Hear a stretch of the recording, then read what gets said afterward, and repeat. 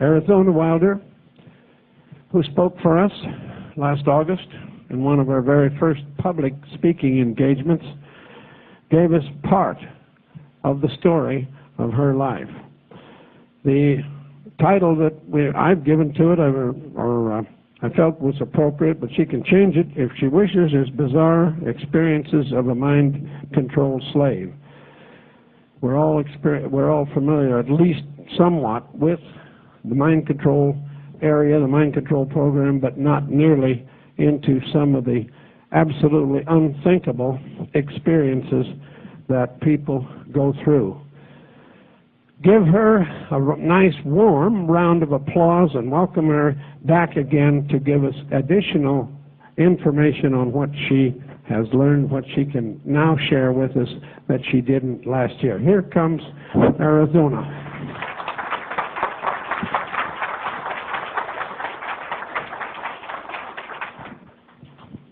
Hello. Can everyone hear me? No? Now can everyone hear me? Yeah. Okay. Thank you, Dean, for having me back again, this time at Global.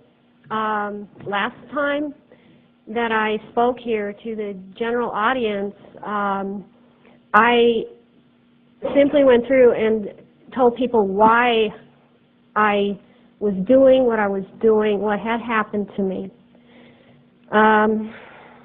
And what I have to say about that at this time is that there were a lot of other things that happened besides rituals.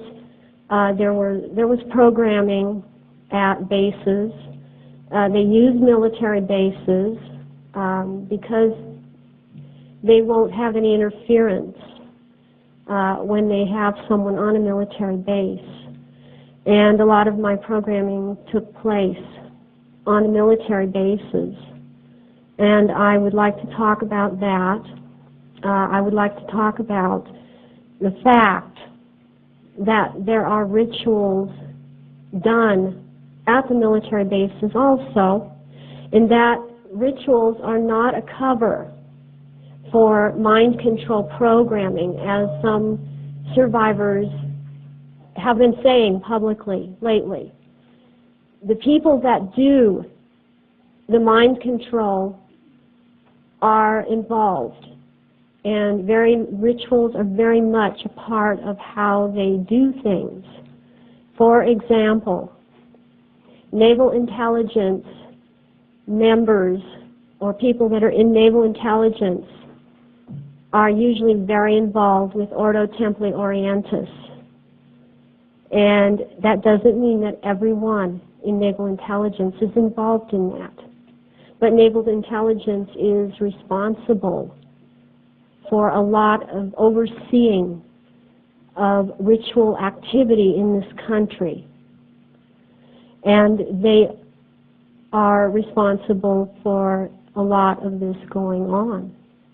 There are other organizations, other agencies involved, but naval intelligence is very involved. I would like to show some slides today of my artwork depicting what was happening, some of what was happening to me. And this artwork it was done in crayon, pencil, pen, paint, whatever I could have my hands on at the time. It was done while sitting on the floor. It was done while being in the hospital. It was done while anywhere that I could do it. And I did it as quickly as I could because these things that were coming out of me were overwhelming. And I couldn't write about it. I did keep a lot of journals, but some things I couldn't write about, but I could draw. So I drew them. And there's a lot to be said for the drawings, because there's something that can say what words can't say. It wouldn't do it justice to try and describe in words what the pictures can show. I also, before we start, I would like to make a point about something. I'm not usually a speaker.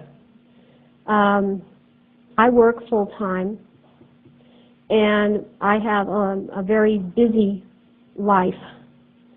And this is coming here and doing this. This is the second time I've spoken to a larger audience. I've been asked, why don't you write a book? I'm not particularly driven to write a book. There's a lot of complexities regarding my feelings right now that I am still trying to deal with. And I am doing this right now. I'm speaking out because of my children having been taken away from me. And this, I'm not the only one. So I feel that other survivors have lost their children in the same way, because this is one of the first things that they do. And this is why I'm speaking out.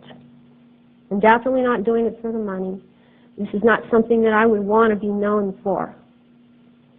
So I think that it speaks for itself, and I'm telling you right now, this is a serious thing. It's not a game for me. If anyone in the audience feels like they can't watch some of these things, then they're free to leave. And I'm not offended by it. But I'm just letting you know right now that I've had some reactions to these pictures, but I've picked out the tame ones. So why don't we start?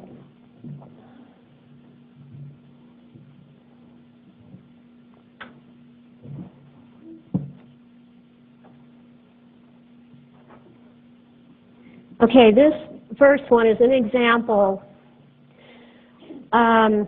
This is how I felt as a child, and this is how I felt most of my life. This was a picture that I just drew to express how my mundane life felt.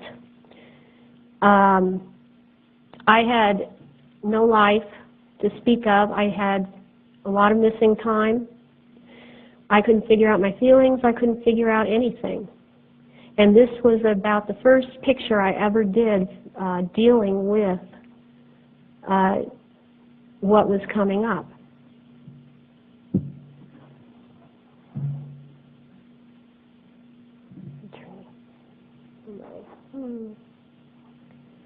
Okay, this picture is important simply because of the few pictures that follow. I had a part called Alice. And it turned out that it was Alice in the Gray Place. Alice in the Gray Place mystified me because I knew about Alice in Wonderland programming, but I didn't know what Alice in the Gray Place meant. And I had a lot of journaling to figure this one out, and drawing. So it took a few years to figure this one out. Okay, the next thing I realized that was coming up with this for some reason were dolphins. And a lot of survivors have spoken about dolphins in their experience and being taught to communicate with dolphins, and this was done on military bases. And this is what happened to me also, that this was coming from a military base, and I still hadn't put it together. So I knew that there were dolphins, I knew that they were gray, and in that way I realized that there was a connection to Alice.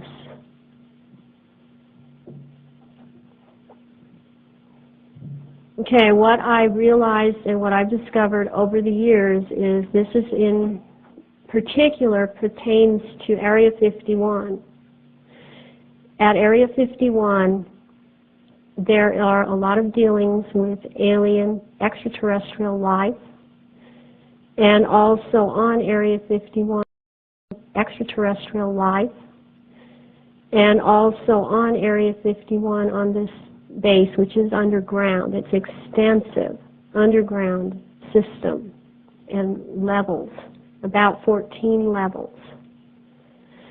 They not only deal with extraterrestrials, but in order to hide what they are doing and hide the fact that we have a very advanced technology, that there are a lot of these craft, flying saucers, that they are actually engineering and putting out. We have that much of an advanced technology. It is not coming, all of it, from aliens. But it settles, or it suits them just fine for us to think that it's all alien technology. We have the technology, and we've had it for a long time. And it's far more advanced than you realize. The grays that I saw there on the base were under human control. The reason that they were under human control is because they were manufactured. They were called cybers, P-S-I-B-E-R-S. That's what they were referred to as cybers. And the cybers were manufactured with the help of genetic material from dolphins. They have the ability to communicate at a psychic level with other subjects because dolphins are renowned and known for having this ability due to scalar waves. That is what these cybers have. They are now, since being manufactured, they are cloned out. They're under control of human beings. They're not always perfect in what they do or how they perform. They are able to be in these spacecraft. I believe that it has been the experience of a number of abductees or a number of people that have come in contact with grays, that these are the grays that they're coming in contact with. And I saw them there. Something else that I've seen in the underground bases are a lot of experimentation using different animals, using different alien life form, and using human beings trying to manufacture something that is pretty mutated. And a lot of what I saw there did not live very long because they were failure experiments. And when, due to them not living very long, they were experimented on. There were live vivisections being done. And there was no medication being used for pain. So one of the things that I did there, since I was trained to have the psychic capabilities, and I'm not the only one that was used in this way, there were a lot of others used in this way, was to be there present while they were cutting up one of their mutations, a living creature, and trying to psychically prevent this creature or these creatures from feeling pain. So I was present during many of these vivisections, and the whole thing is pretty horrific. But this was something else then again that goes on. It goes on there all the time. And I wasn't there to do that as, oh, well, I'm irreplaceable. I was there because it was enhancing my training. So it's like killing two birds with one stone.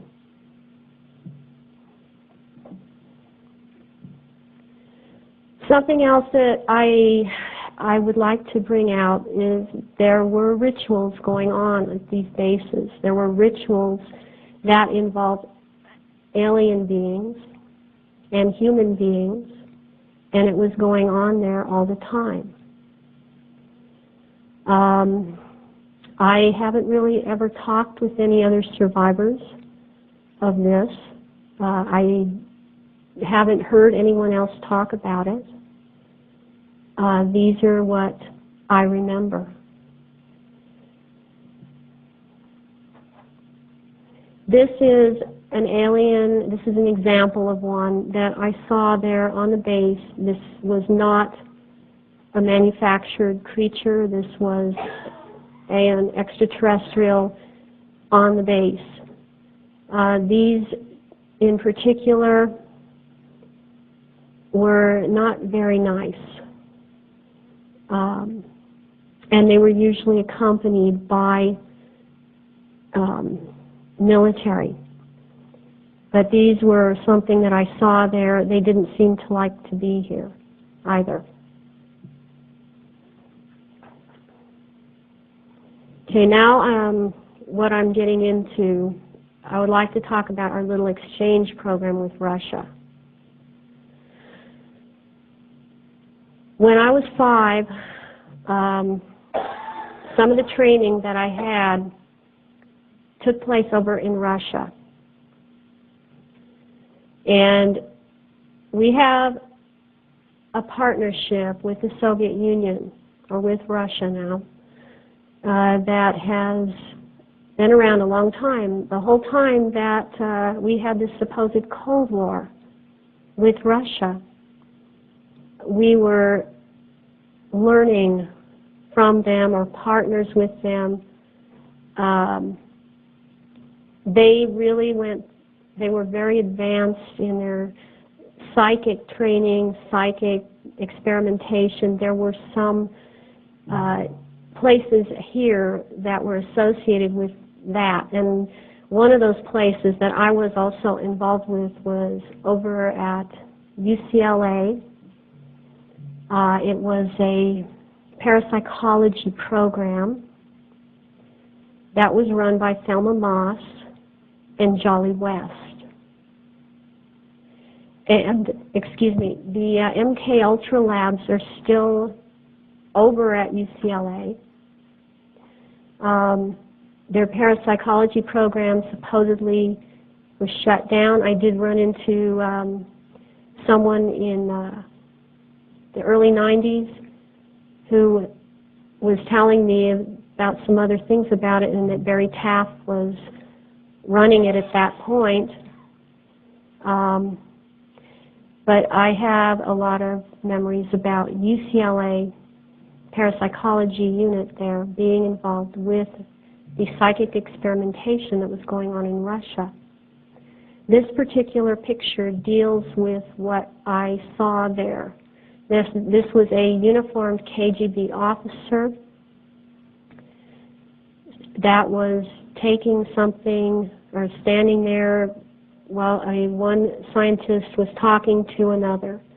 And from my memories, this was taking place in Leningrad.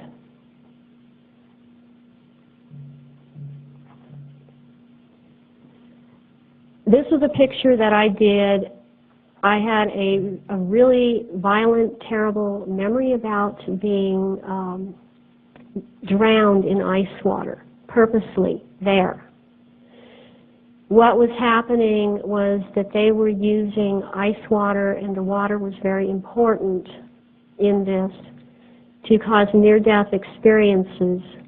And that I know of, this happened to me 3 times before I could complete the experiment or the assignment that was given to me.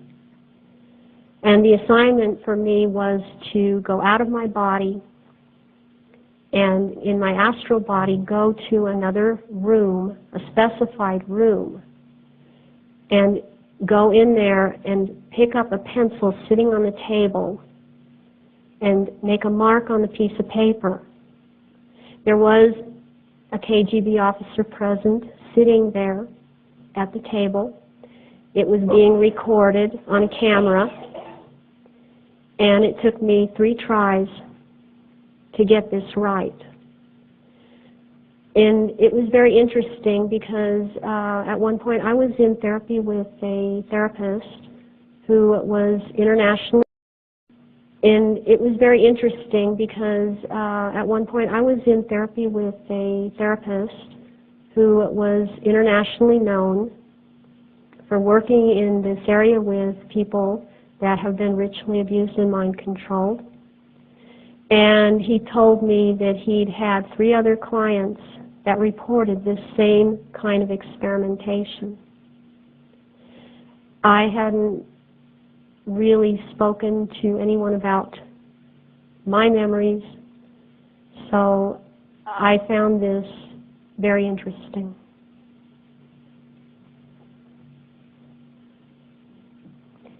This is another example of the kind of thing that happens on bases that I went through and many others have gone through. I had nothing in my life to compare this with. I didn't pull it up from anywhere. I didn't see any books. There are no books dealing with this. Now maybe some people are writing some. There's nothing to compare this to. There were no TV shows that dealt with this. And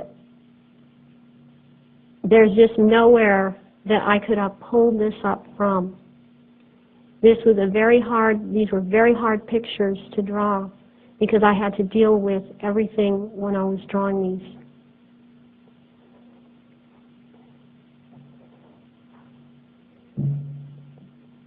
This is a picture that I did for the therapist. It was dealing with my feelings about all of this. None of these pictures, I might add, are done after 1995.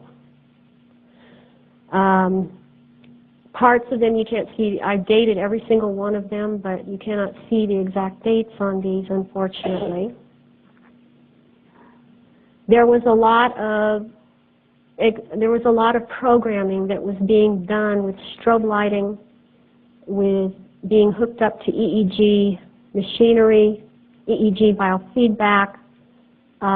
There was a lot of electrodes placed on other parts of the body, recording nerve impulses. There were drugs that were being given. There were earphones so that you were hearing different tones, different sounds. And there was a type of a device placed on the head that, along with that, where you actually heard it through your mastoid bones in your head.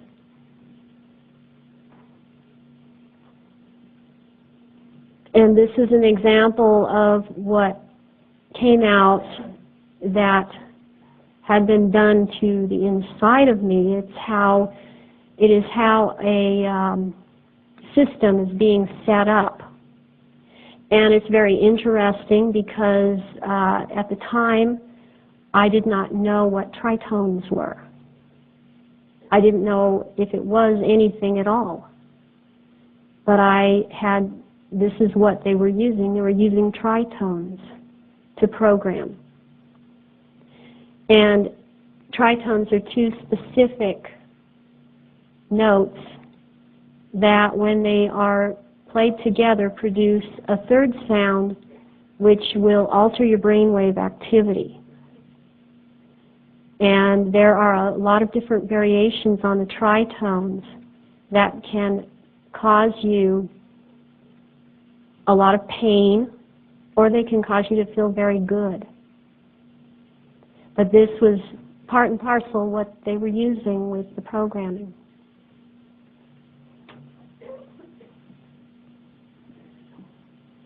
And this was a picture that I had drawn of how they were what I call gridding the brain. And they gridded the brain in order to have control over the different parts of the brain, and what they were going to do was stimulate some part of your brain and cause you to react in a situation without knowing why you did it. Or you don't remember what you said, what you did. or you're carrying out preset commands. And that is what gritting is about. Okay, now this I included because what they were also programming in at these bases, this was an example of not just Greek letters, which were used in programming, but Ogham alphabet. And Ogham is used in the cult, and it is Druidic. This was being done on the bases. And a lot of it was learning how, through stimulation, to use your fingers, because fingers and hands are used in communicating Ogham. And this is responsible for what has been, it's part of what is called hand signaling. And different people have talked about being hand signaled. Ogham is used for that purpose.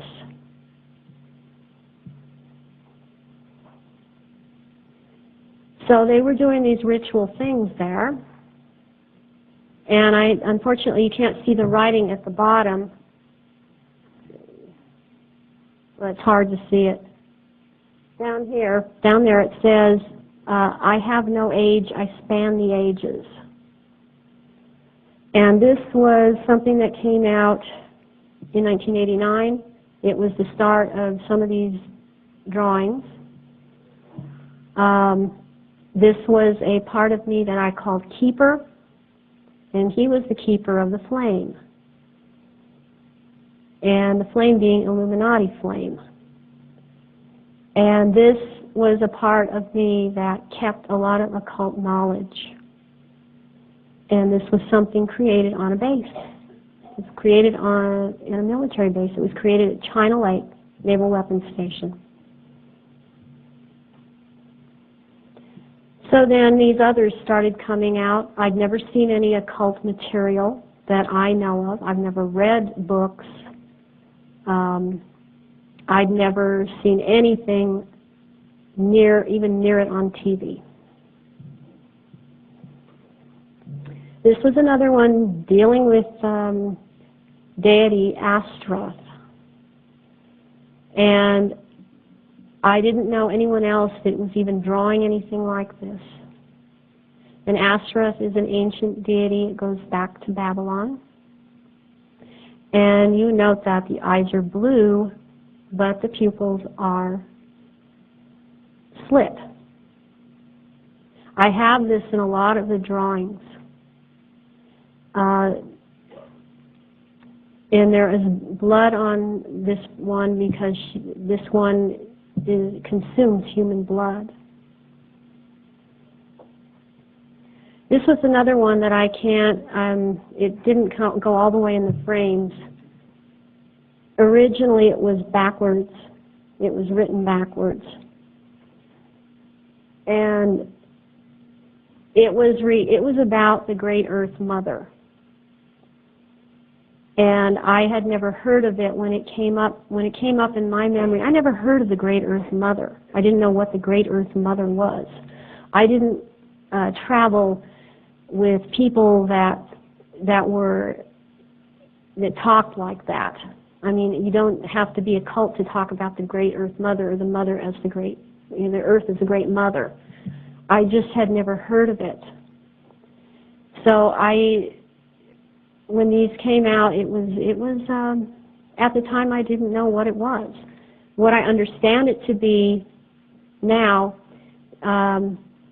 there is a Vesica Pisces there, which is very important. It represents creation. It represents creation from the cosmos. And this represents the Earth Mother and the moon that travels around the Earth 13 times in a year. So this has to do with that. Again, created on a military base. Not because it's a cover. This was another one that came up. And my understanding is that Lu is Druidic. My understanding about the other words are that they go back to Sumerian. They have Sumerian roots. Okay.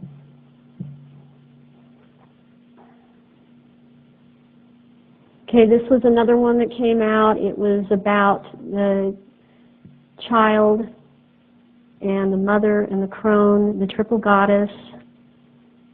Again, via our wonderful military bases that apparently do just mind control for governmental things.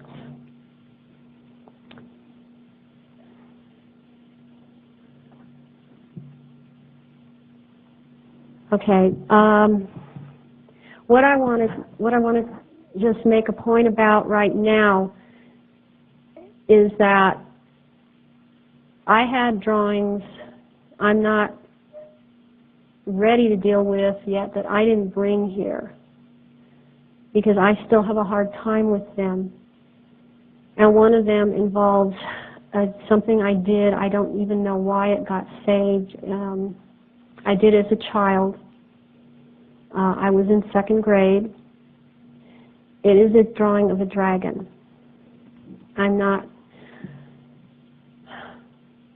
I don't feel like I have to prove that I drew it, but I did draw it.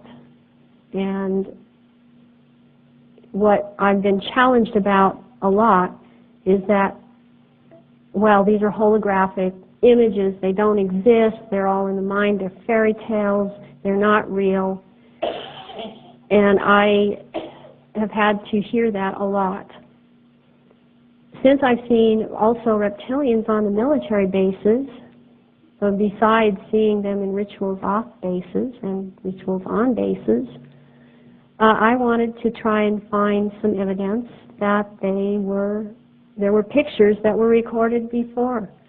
This happens to be 6,000-year-old figurines that were discovered at Acambaro, Mexico. And these are women that are playing with little dragons. And what is interesting about this is that I had told David Icke in an interview that in the dungeon of this castle in Alsace-Lorraine, where Pindar lives, or sometimes is at, that there were dragons in the basement, little ones that were considered pets.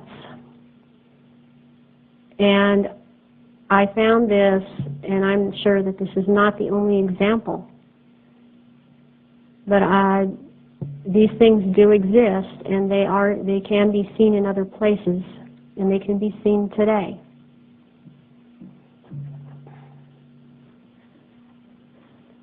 Okay, this one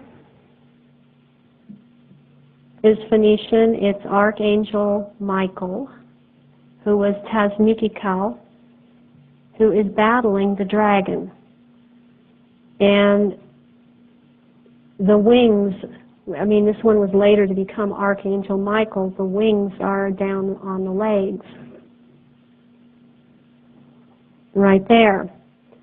And then the fire is between them, and that has become the Illuminati flame, but that was a symbol for fire.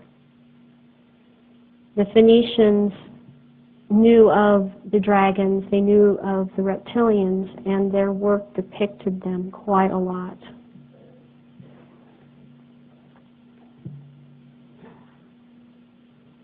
Okay, this one is another one. The intercessor, who is a priest, that guy right there, is pleading to Indara, who became Saint Michael. That guy right there, for the life of the man about to be sacrificed to the dragon. That one right there. And the symbol above the man signifies death. And the goat signifies the solar deity. Again, Illuminati symbolism.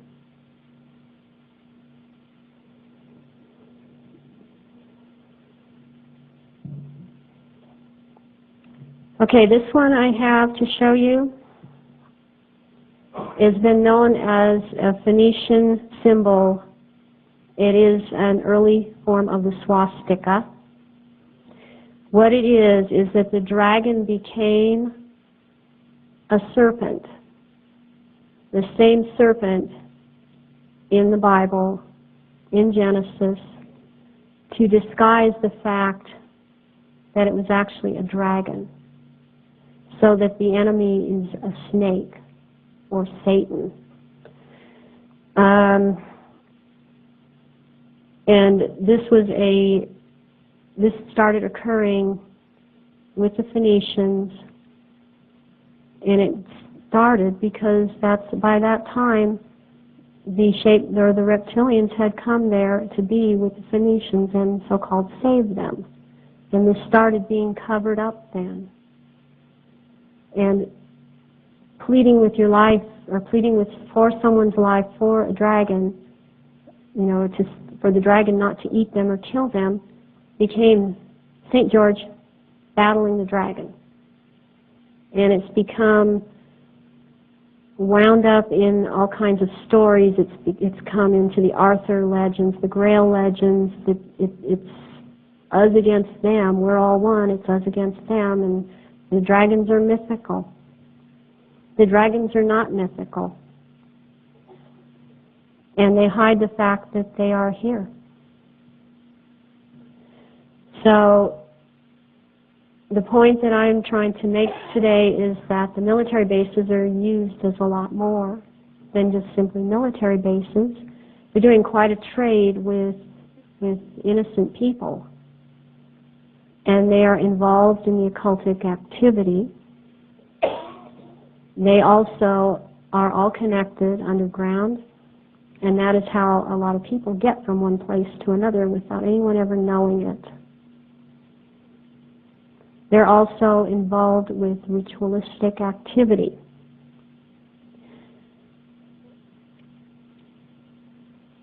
And they are not instilled memories either. They're definitely not. What is happening is that both things are true. People are seeing and experiencing rituals there not because it's being used as a cover. It is happening because the people themselves that are in charge are doing this kind of activity. And the rituals happening at Area 51 are being done also because there is alien life there they are also tend to be ritualistic themselves. There are reptilians on the base at Area 51. I am sure that some people have seen them there. It would be impossible not to if you were able to be at the right place and the right time and be able to watch. And it is occurring on other bases also. I'm going to show you one last picture because I do have something to say about the Ark of the Covenant. Okay, this is a picture of a ritual portraying the carrying around of the Ark of the Covenant in Ethiopia. And this, I understand, is done every year. What I have known, and there are some others that know also, that the Ark, the true Ark, is not in Ethiopia. It never was in Ethiopia. It's at a place in Egypt. No, it's not the Great Pyramids. It's a place that's been used in the past. It was a temple that was erected to perform rituals, and it's associated with Illuminati. And the Ark is there. I have a friend who has told me about these same rituals being held in Japan. I have a friend who has told me about these same rituals being held in Japan, and that they have the Ark there. And it is associated with the Emperor of Japan, and that there are stone circles there, and that there seems to be an association with the Phoenicians. That is my understanding. It's very interesting that this same symbology, same story is also over in Japan with the Ark.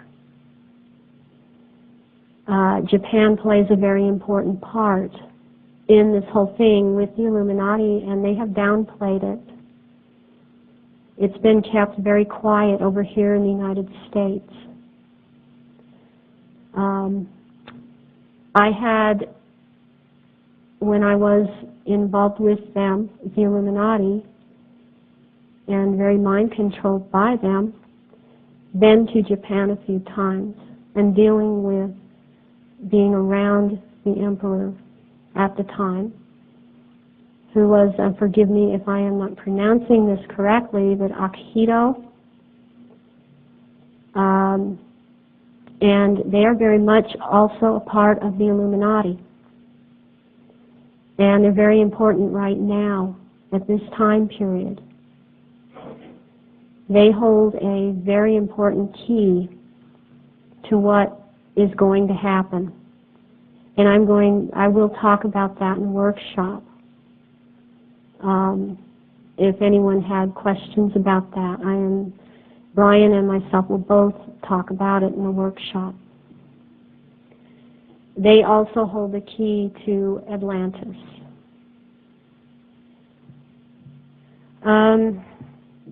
At this point in time, I've been asked here a lot, and I think that I'll address this.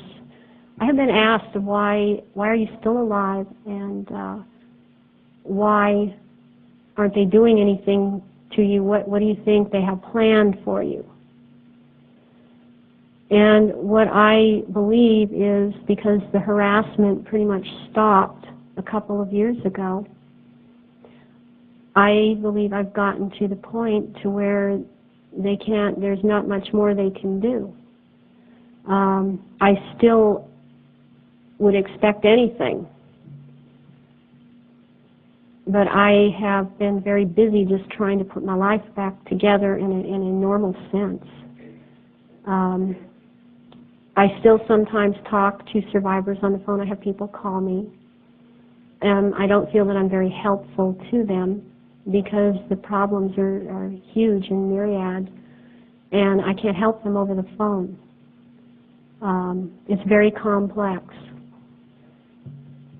But I still, now I keep up on reading about these places.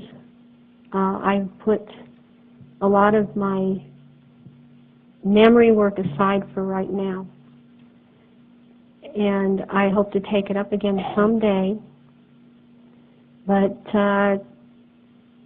right now it's just watching all of this, watching the way the programming has changed. The programming is very, very complex now. It's very sophisticated. They no longer need to use programmers in the same way that they did when I was young. There seems to be a lot of association with military bases from people that I've heard, talked to. There seems to be a lot of association with alien activity. Some of it, I believe, is a screen. Some of it is not. There are a lot of people that have talked about being involved in rituals, but I think that a lot of people, from what I see, have a hard time with, oh, well, there were rituals, and oh, well, there's alien activity, and oh, well, there are military bases. So it's something that is not, I haven't come to a conclusion myself. I know what I was involved in. I'm still listening to other people and what they're involved in. But I'm really very busy right now, so I don't have much time as I did before. They use residences in neighborhoods. It's not always military bases. They use residents for upkeep and maintenance of people. At this point, I think I've said about all I have to say on the subject for now. So if anyone has any questions, I'm willing to take them.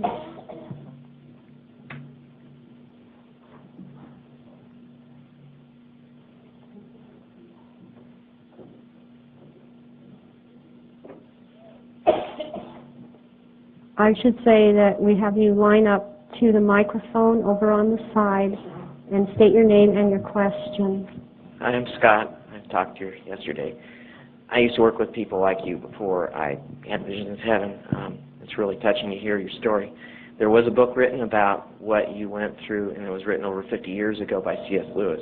It's called That Hideous Strength. I was wondering if you'd studied that or ever heard of it or read it. I have never read any of C.S. Lewis's books. I had my reading kind of set by my parents as to what I could read. Yeah. What's so encouraging I felt about the book is when I take people to heaven and they get interested and it starts really taking off, I pretty much make that required reading for them because it teaches both sides of the issue. It teaches the evil. It talks about the vivisections. It talks about the mind control. It talks about all that stuff, but it talks about the positive very strongly and how that all will be overcome in the long run. It's a very beautiful, encouraging book to read. And that's why I wanted to bring it to your attention. It might be very good for you to read as well. It's just a beautiful book. Thank you. Yeah, I will have to look into that. One thing I will say is that a lot of people, when I speak, they think that I might come across as sad. Well, I'm sad because this whole thing is tragic. It's very tragic.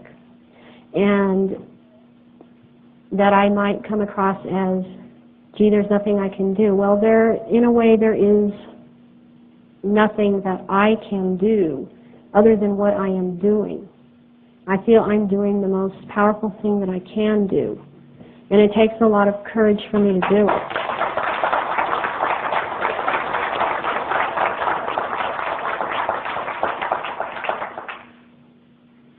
Thank you for taking my question.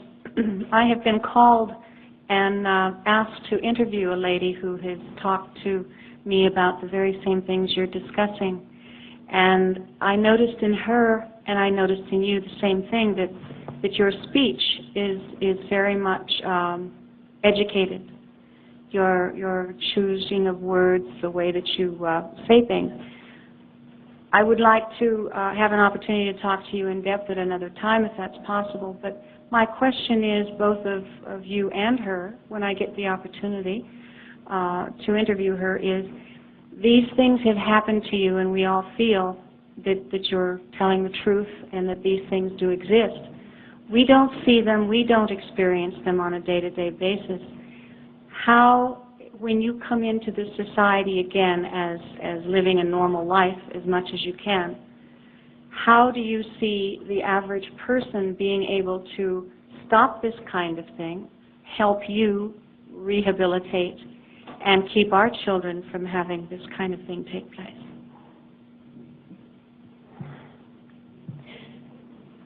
The way that I think that people can fight this is, since we're all attacked on every level, and we're all programmed to some degree. We're programmed in different ways. It's the system that's doing it. It was set up to do that.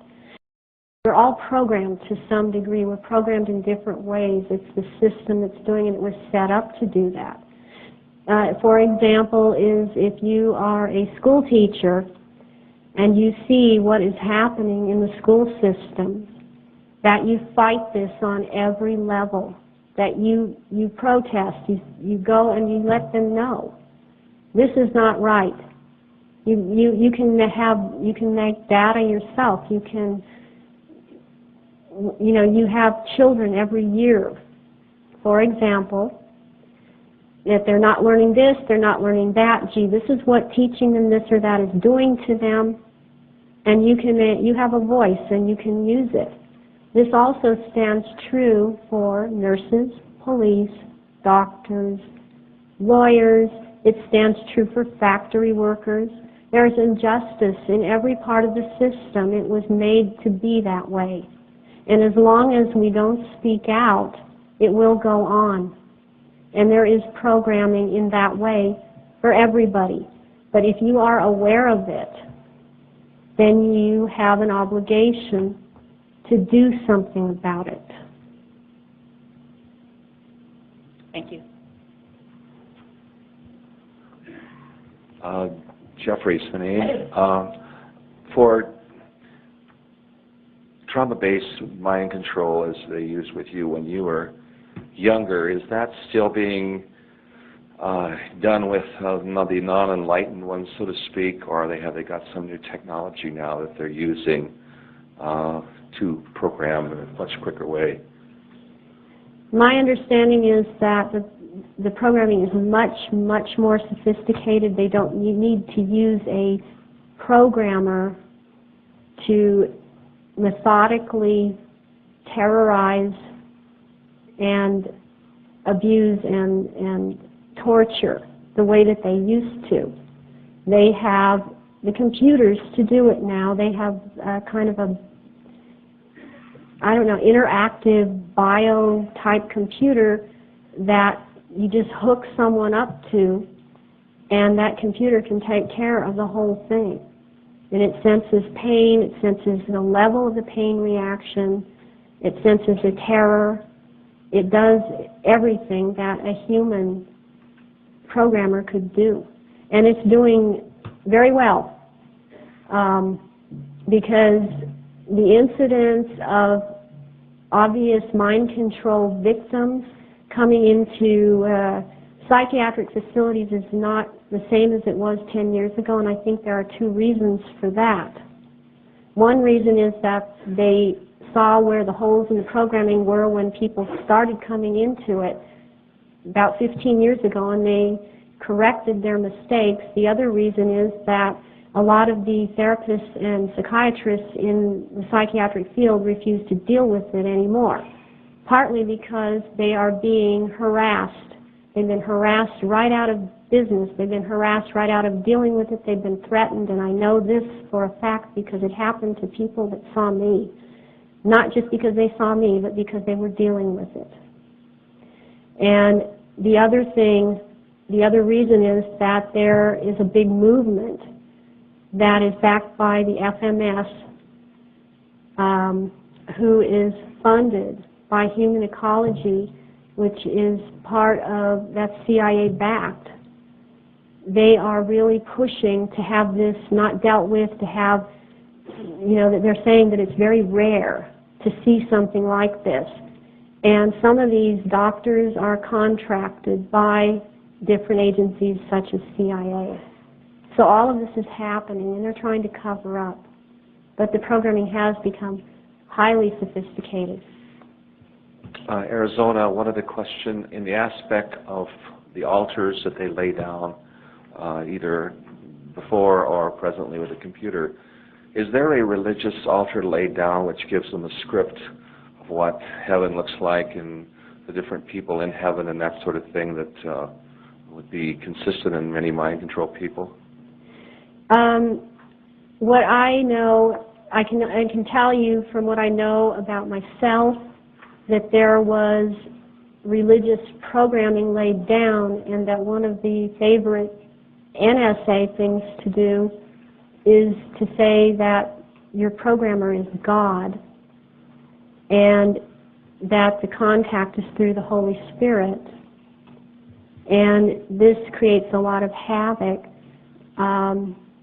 There was a lot of religious programming done on me.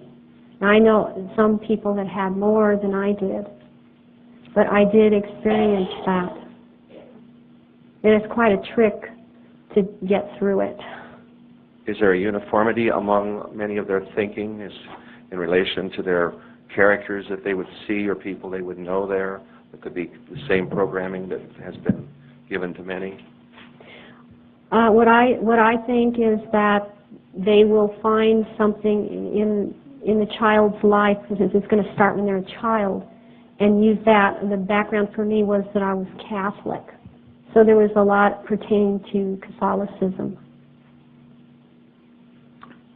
Arizona, could you do you know if there was any type of NASA involvement? Could you speak on that? NASA. I'm NASA, sorry? NASA. Oh, NASA? Involvement. In my case, or I know that I've heard other survivors speak on it, and by the way, I only have about 30 seconds, so it has to be the last question. NASA involvement, I've had some memory myself of involvement, but not much. I don't really know that I had much to do with NASA. I've heard other people extensively talk about it, and they were probably used extensively in correlation to that, since I also understand that Jack Parsons, who founded the Jet Propulsion Labs in Pasadena, was very into the occult, and Aleister Crowley, so I wouldn't doubt it. But I have to wrap it up now because my time is up. I really appreciate you all listening, and thank you very much.